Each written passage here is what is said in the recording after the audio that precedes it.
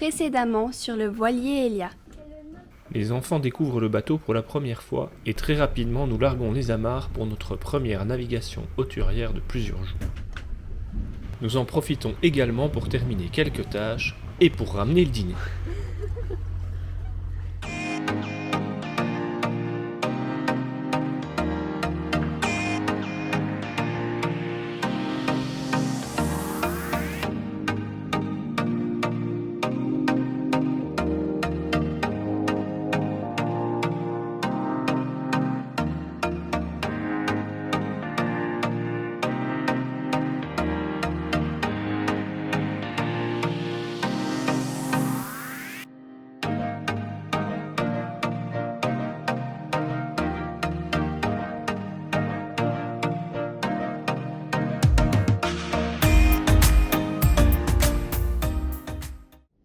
Après 3 jours et 3 nuits de navigation, nous arrivons à La Corogne.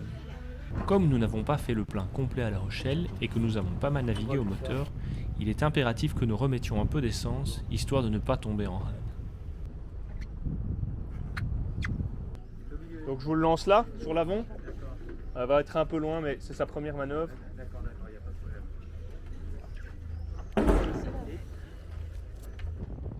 Une fois le plein terminé, nous remettons le cap vers le large et continuons notre route toute la nuit.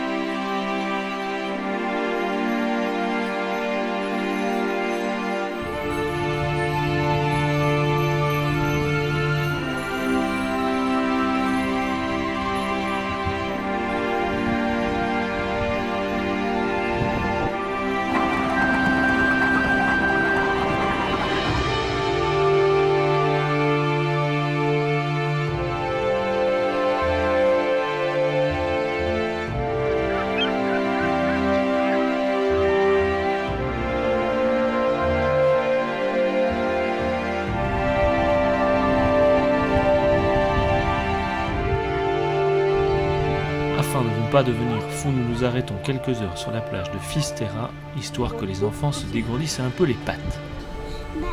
Aujourd'hui, on est à la plage. J'ai découvert toutes ces sortes. Et ceux qui sont bizarres, c'est comme ceux-là. Malheureusement, le temps va rapidement se gâter et nous allons reprendre la mer direction Porto.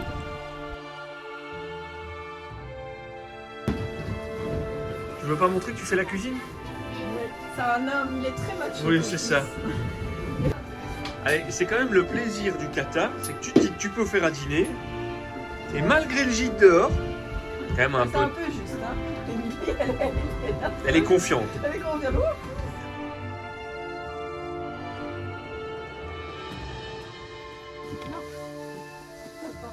Qu'est-ce que tu nous prépares ? Un tartare Un tartare de quoi ? de thon qu'on a pêché. Un tartare de thon pêché maison.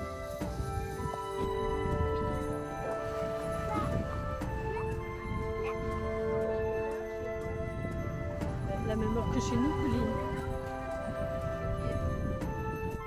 Et si je passe là, je dois aller où? Tu peux aller là. Ici. Toute voile dehors, nous marchons à 7 nœuds et demi, avec 16 nœuds de vent, en direction de Porto, où nous arriverons demain midi.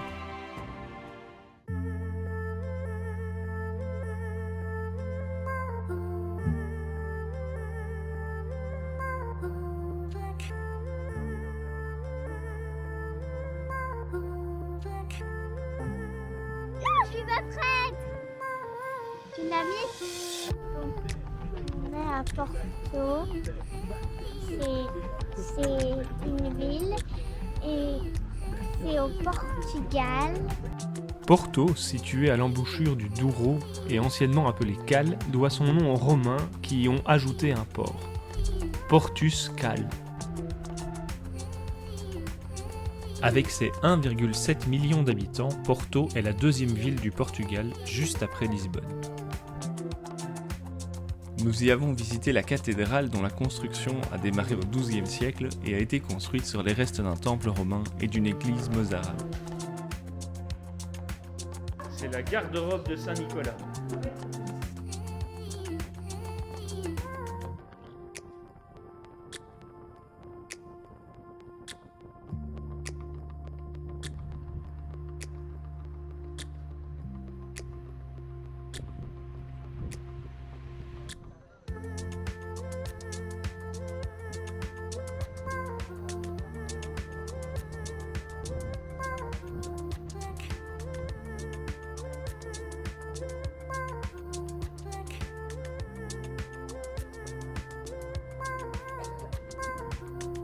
Les barcos rabolos permettaient de transporter rapidement les fûts de vin à travers la vallée du Douro. Nous ne pouvions pas passer à Porto sans visiter les différentes caves et surtout sans passer par la dégustation.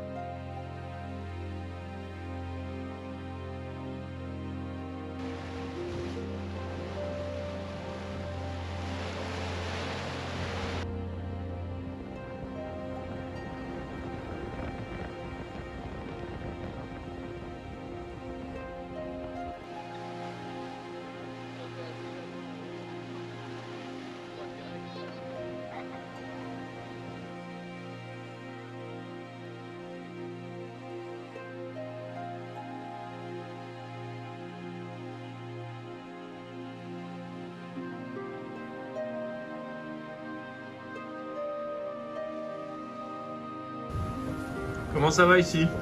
Moi, ça va. Pas malade. Pas malade? C'est du 11 nœuds. Nous nous arrêtons à Cascais pour faire nos premières révisions moteurs après 50 heures. Nous en profitons pour passer la nuit au port et enfin pouvoir nous reposer. C'est aussi l'occasion de passer par un petit marché local pour nous réapprovisionner en fruits et légumes frais.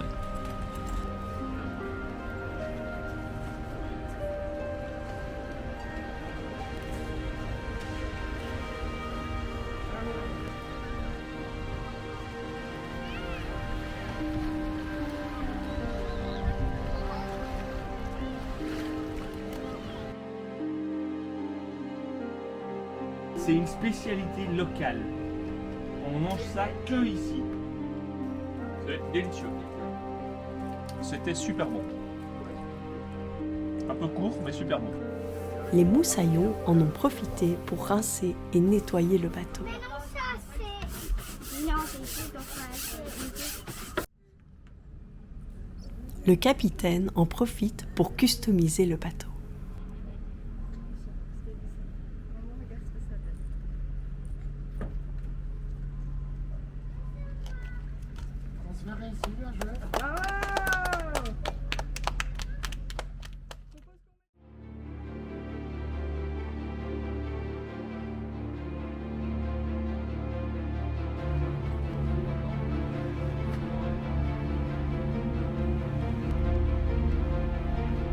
Mais il y a des pirates à bord là, qu'est-ce qui se passe? Bon alors qu'est-ce que vous allez nous faire comme plan de piraterie? Moi j'ai dit c'est trop long. On va pirater les bateaux. Bon, est-ce que vous voyez un bateau au large qu'on pourrait aller attaquer? Cherchez-moi un bateau.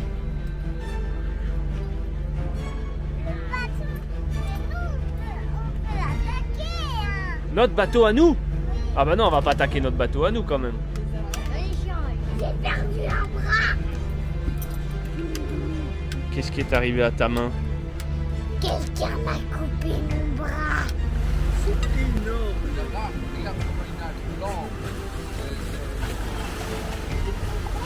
C'est gigantesque.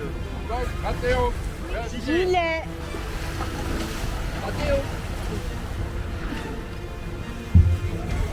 Tiens, je vais aller aider Alice. C'est des baleines, quoi.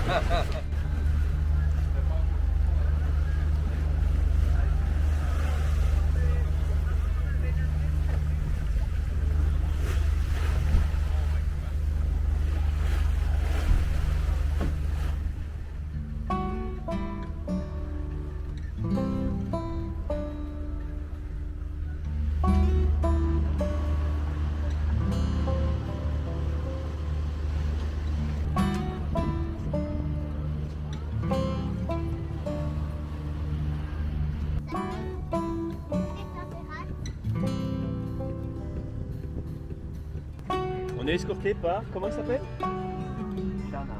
Shana. Un pote de Jimmy.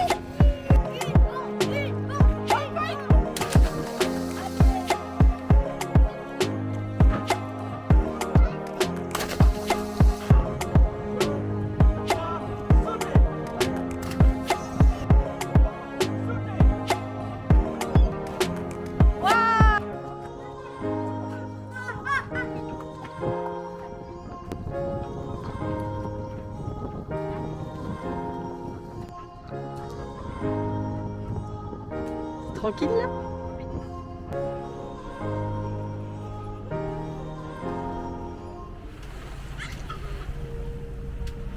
Ce matin, nous allons voir la grotte de Benagil, mais Alice va vous l'expliquer à sa manière.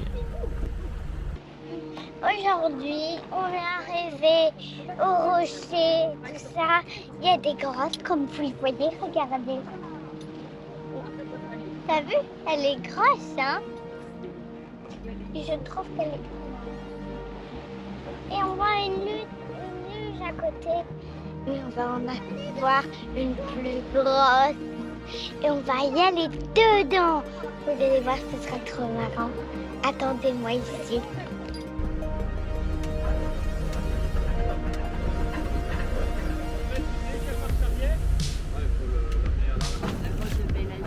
La grotte de Benagil.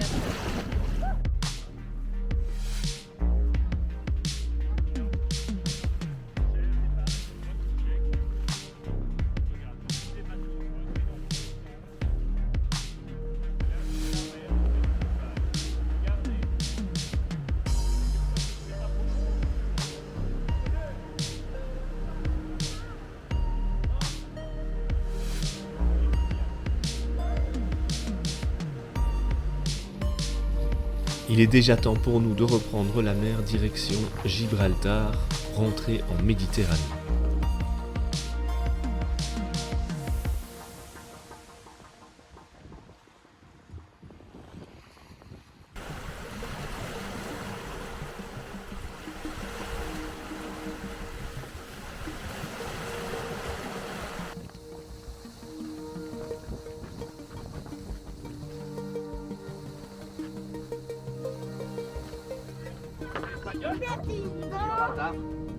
Sur leur propre drapeau. Je crois que c'est... Ah, je peux mettre l'anglais. Je sais même pas où je filme.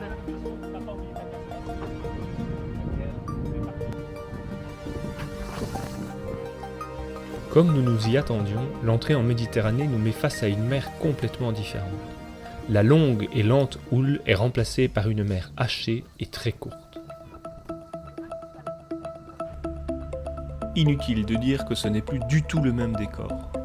Les pétroliers trop grands pour accéder au port déchargent leur cargaison sur des plus petits bateaux qui font l'aller-retour. Passage à Gibraltar oblige, nous en profitons pour remplir les réservoirs. 50 cents le litre, on n'allait pas dire non.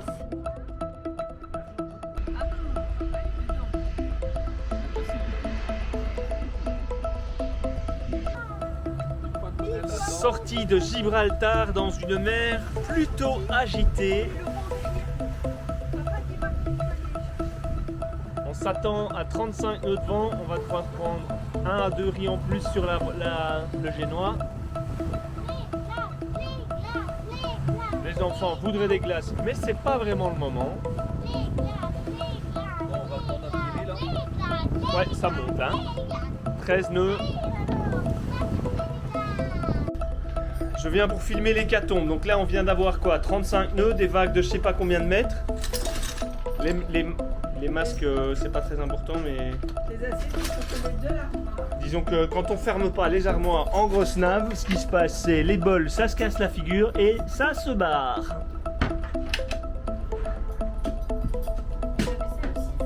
Ça, il est où le cas? Mathéo en profite pour donner des nouvelles à Madame Céline. Et nous voilà repartis, direction Carthagène, en Espagne. Inutile de dire que ce voyage est un marathon, on n'a pas beaucoup de temps pour s'arrêter, mais on profite de la navigation.